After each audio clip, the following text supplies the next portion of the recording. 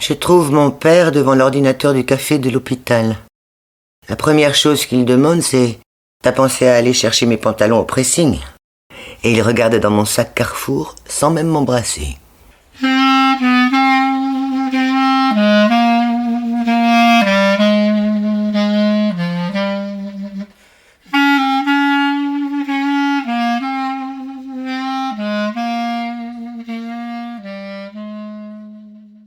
La revue rue Saint-Ambroise et l'association rue du Conservatoire vous proposent « Pendant que tu n'es pas mort » de Daniel Pétresse.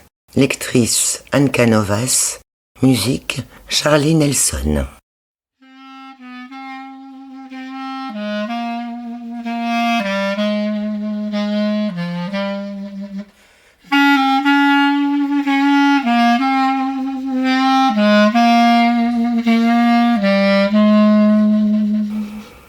J'attends sous l'abribus depuis déjà 20 minutes, quand des passants me lancent « Il est déjà passé.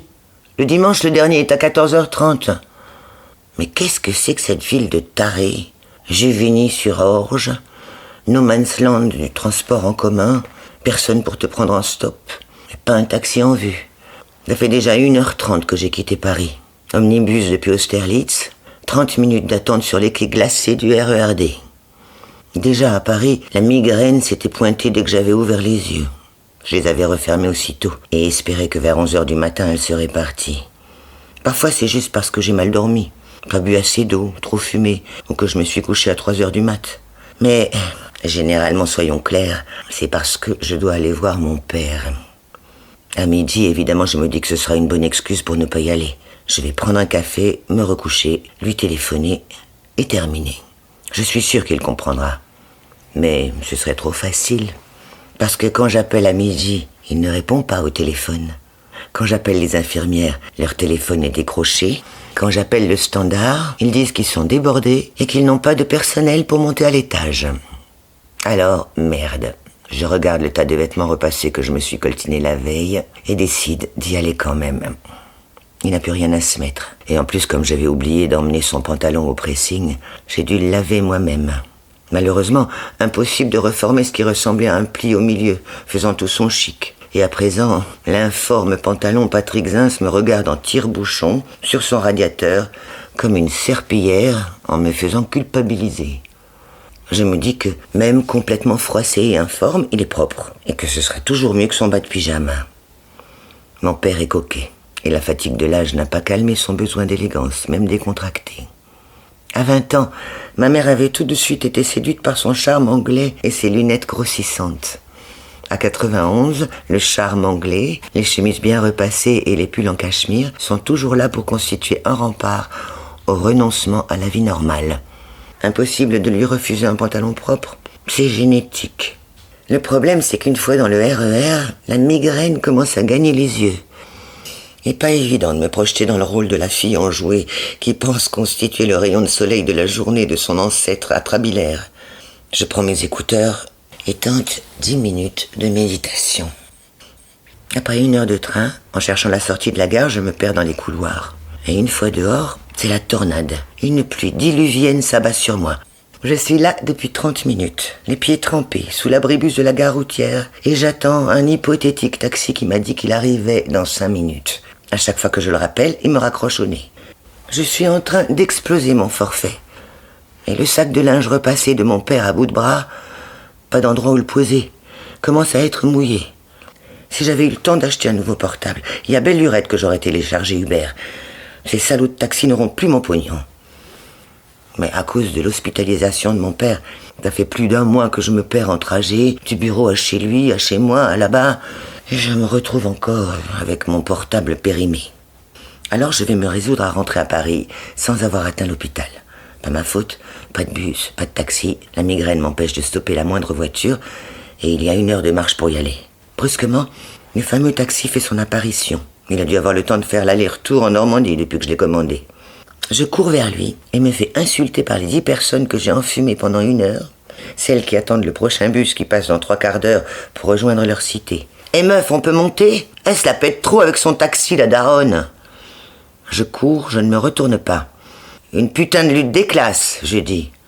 Mais elles ont leur casque. Elles n'entendent rien. Tout à l'heure, c'est elle qui se la pétait pendant que je braillais dans mon portable sur le connard de taxi.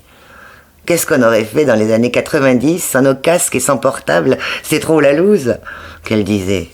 Eh ben, elles auraient eu un Walkman et un manche-disque, comme moi. Qu'est-ce qu'elles croient, ces petites connes? Moi aussi, dans les années 90, j'écoutais Madonna. J'aimerais bien avoir encore 19 ans, c'est vrai. Mais j'ai déjà mis en déroute 2 aspirants à se taper une bourgeoise.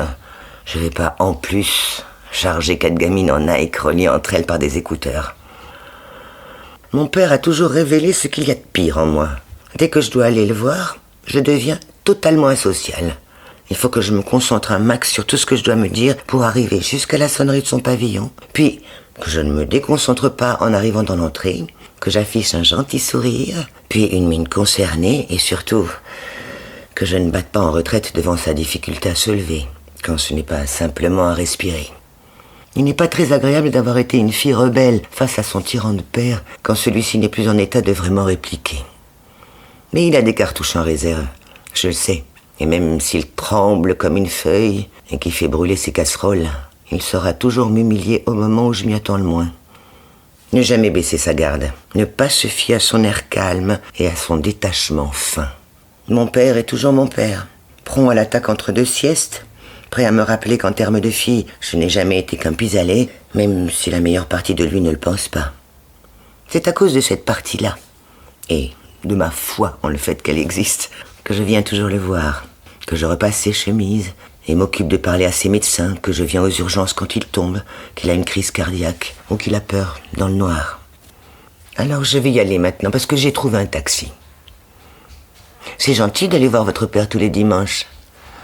Oui, merci. Je ne vais pas lui dire tout ce que ça me coûte, ni tout ce que ça me coûterait en termes de culpabilité si je n'y allais pas.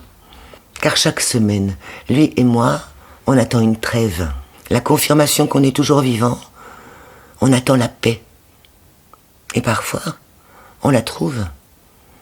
Mais aujourd'hui, je sais qu'il sera énervé, parce que je suis arrivée en retard, qu'on doit parler maison de retraite ou pas, qui cache en fait la vraie question, est-ce que tu m'aimes ou pas? Je sais qu'il me dira, si oui, continue à me voir une fois rentré chez moi, sinon, abandonne-moi à l'hospice. Une question de vie ou de mort, comme au premier jour. J'ai trop mal à la tête pour me battre aujourd'hui, alors ce sera sûrement « Oui, tu vas pouvoir rentrer chez toi, si tu prends quelqu'un. Et oui, je viendrai tous les 15 jours pour vérifier que tu n'es pas mort. » Je trouve mon père devant l'ordinateur du café de l'hôpital. La première chose qu'il me demande, c'est « T'as pensé à aller chercher mes pantalons au pressing ?» Et il regarde dans mon sac Carrefour, sans même m'embrasser. Il tombe rapidement sur le pantalon informe.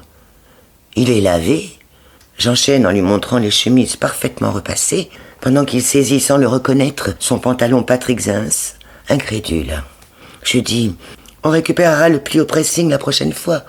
Il me regarde, outré, puis hausse les épaules et part vers l'ascenseur.